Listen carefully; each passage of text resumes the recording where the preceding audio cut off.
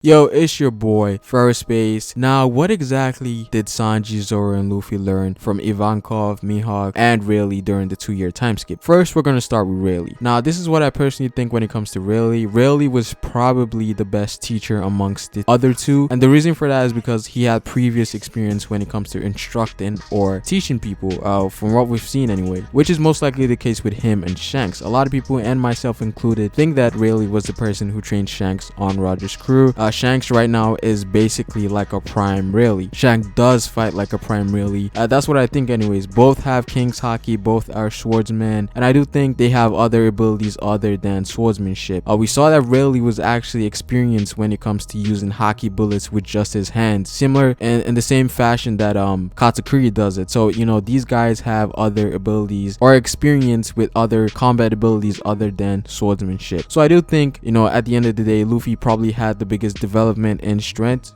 being the captain and everything, but I'm not saying he passed Sanji and Zoro by like a mile. You know, these guys all relatively had the same growth in strength and power, but I would give the edge to Luffy. Now, we know that Rayleigh was with Luffy for about a year and a half, and you know, he was there when Luffy learned Gear 4th, given Luffy 6 months of training by himself at the end of the 2 years. Now, the reason I think he left Luffy for 6 months was because of self-growth, which ties into King's Haki. Rayleigh explained that King's Haki cannot be trained but grows with the user, so he probably wanted Luffy to have some self-growth and develop his King's Haki a little bit stronger than what it was before. So, you know, Rayleigh did factor in Luffy's Devil Fruit, Haki, all 3 types of Haki, and eventually King's Haki. So again, we have not seen what Luffy has done.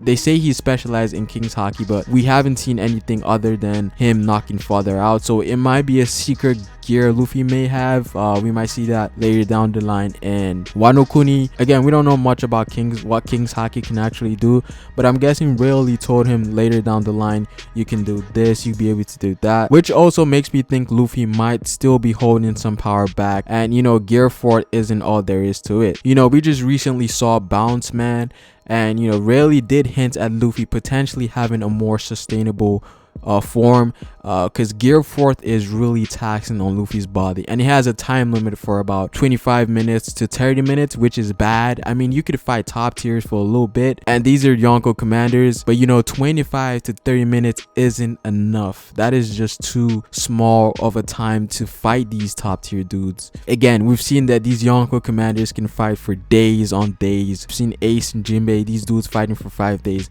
but Luffy can only sustain Gear 4th for about 30 minutes, which is bad right now. But you know, Rayleigh did hint at a more sustainable form of Gear 4th, so we might see something else during Wano Kuni, or maybe when he's having a more longer fight against somebody. But as of right now, Gear 4th is his all-out form. But during the 2-year time skip, Luffy managed to become sufficient at ornament and observation haki. Even though he specializes in Kings, we haven't seen much about it again, but he's quite versatile with his Devil Fruit ability. So Luffy's growth was quite huge. Devil Fruit, Haki, Devil Fruit versatility, and yeah, man, like Luffy, the growth over the 2-year time skip was just crazy, which is really impressive, because Luffy is only 19 right now, and he's basically tangling with dudes that are like 40 years old, Doflamingo, Yonko commander dudes. You know, Luffy's potential for growth is exponentially higher than most people in the series. Then we have Zoro. Zoro being taught by Mihawk. Now, while Mihawk is the strongest swordsman, I feel like Zoro and Mihawk had a lot of miscommunication, because I don't really see Mihawk being like a trainer or teacher type of individual. We've seen that Mihawk isn't the type of person that kind of like interacts with people on a daily basis. We've seen that he only knows Shanks. He's close to Shanks, but you know, not so much anyone else. We've seen that actually it's kind of different, because he has Perona now, so maybe he's more active when it comes to socializing. I don't know. So I feel like when he was teaching Zoro, it took a while for Zoro to understand, especially in training of Haki. We know Haki is a spiritual aspect that requires a bit of concentration, and pre-time skip Zoro had more of a brute type of personality, so I can see that being hard for Zoro to grasp the concept of Haki. haki. You know, again, Zoro is talented, so he's eventually gonna learn it, and he did manage to learn it. So Zoro training haki was probably the hardest part for him.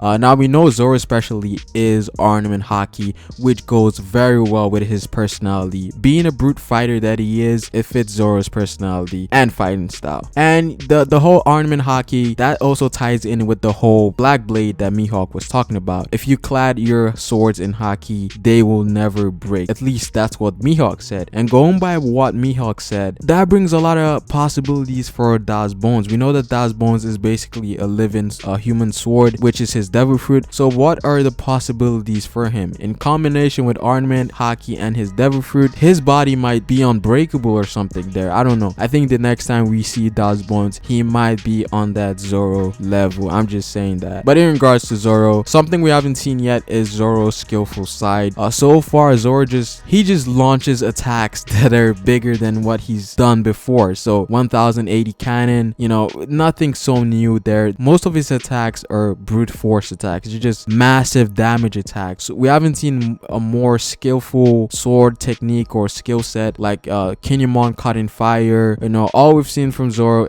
appears to be brute force, a lot of destructive skill sets. But the skillful side of Zoro's swordsmanship might rely more on observation haki, maybe gearing towards the breath of all things we saw in Alabasta in his fight against Das Bones. And maybe we get to see an advanced form of Ashura in combination with his ornament haki, because you know Zoro hasn't really got a strong enemy yet. All Oda has been doing for this man is giving him trash people so he can like look down on them, you know, fatherize them and everything. I feel like Zoro, if Zoro met up with Virgo, oh my, that would have been such a dope fight.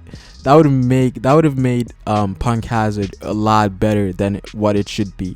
Punk Hazard was a great arc, don't get me wrong, but Zoro versus Virgo, both ornament haki specialists, yo, that would be dope, yo. And for the last one, we have our boy Sanji. Now, people usually shit on Sanji because his trainer was Ivankov, because he's seen as the weakest of the other two masters, which doesn't make sense to me. I mean, it makes sense to me, but I don't understand why people think just because he has Ivankov that Sanji is automatically weaker, or he didn't have as much of a growth than Luffy and Zoro. People think like Mihawk and Rayleigh are giving part of their souls to make Zoro and Luffy stronger or something like that. I don't get it. Just because one master is stronger than the other one doesn't mean he can't train just as good as the other two. The whole idea of training is to bring out your own abilities, your own powers. The power level of your master is irrelevant at this point and should not be brought up. But you know, Mihawk and Rayleigh are, you know, hyped up dudes in One Piece. Not so much Ivankov, but I can see where people are coming from with that. First, let's take a look at Ivankov's devil fruit ability,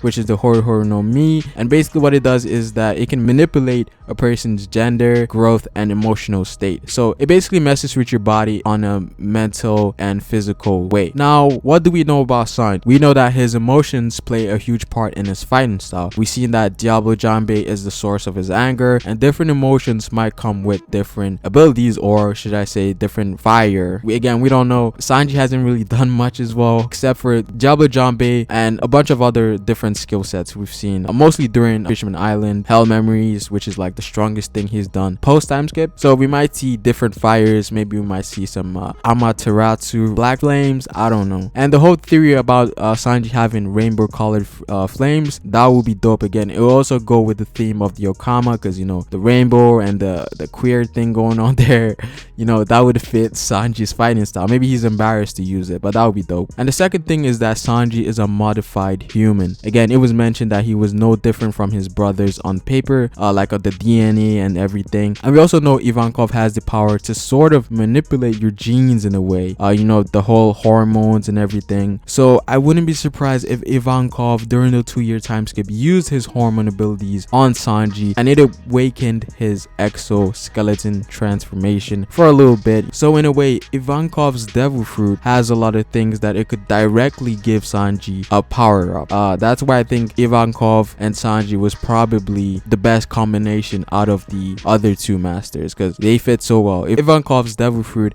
and Sanji's personality and how they match up together, it just makes sense that these two would be the most compatible. I would give it to Zoro and Mihawk, then Rayleigh and Luffy. And you know, a lot of people are expecting a lot from Sanji because, you know, he's shown the least of his abilities. You know, Zoro doing cutting mountains, Luffy gear 4th. You know, out of the monster trio, we haven't seen much from Sanji, so we're expecting big things from this man. I don't know if he's gonna do it in this arc. It really depends how things go, but it seems like we're setting up for a fight that might possibly happen later on. Maybe when Big Mom goes into her enraged state, and that's when we might see Sanji pulling out new techniques and stuff like that. But yeah, what do you guys think? Comment down below. Like the video if you liked it. Share. It's Pharaoh, and I will see you guys later. Peace out.